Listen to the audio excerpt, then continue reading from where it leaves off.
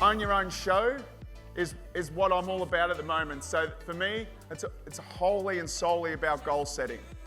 Now, when I talk about goal setting, that's exactly what I like to do, is to focus on one thing. But that comes with a risk.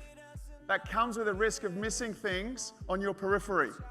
Things that because you're so single-mindedly focused on something, you're going to miss opportunities out here. That's what I don't want to happen.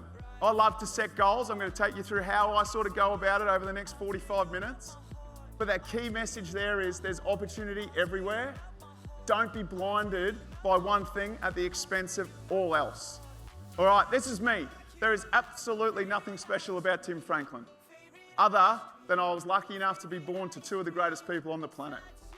I knew that I loved training. I knew that I loved being fit. I knew that I loved being active. I'd let myself go. I was about 120 kilograms, on drugs 5 nights a week, drinking 7 days a week, all the time. And I said, that's it. I used to run, I'm going to go for a run. I've seen it on the TV, I can knock out a 10-kilometre run. I was wrong.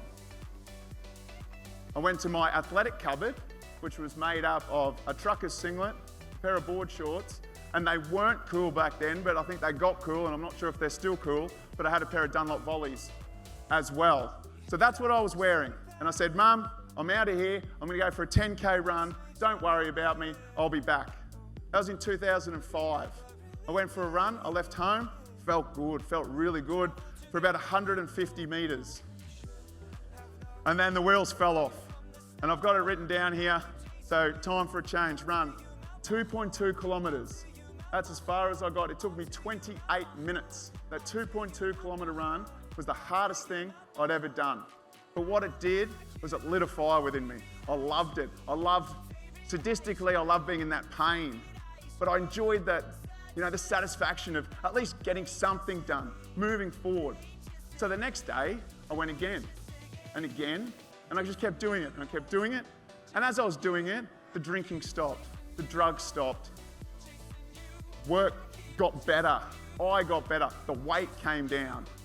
Motivation versus routine. These are hugely important, hugely important. You are not going to be motivated forever. You cannot be. Motivation does not last forever. What I use motivation for is to kickstart the journey, kickstart what you want to do.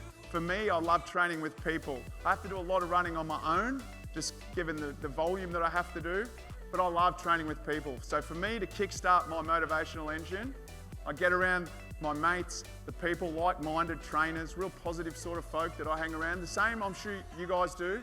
And we get in and we get started, and that kicks me off. Now, motivation can only last for a day, 2 days, a week, a month.